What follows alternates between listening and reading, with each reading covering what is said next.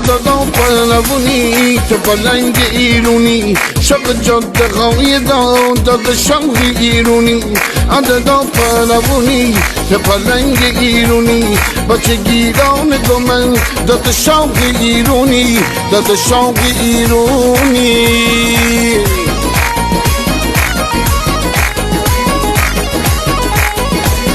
صحبت مردی و مردانگی وقت آبران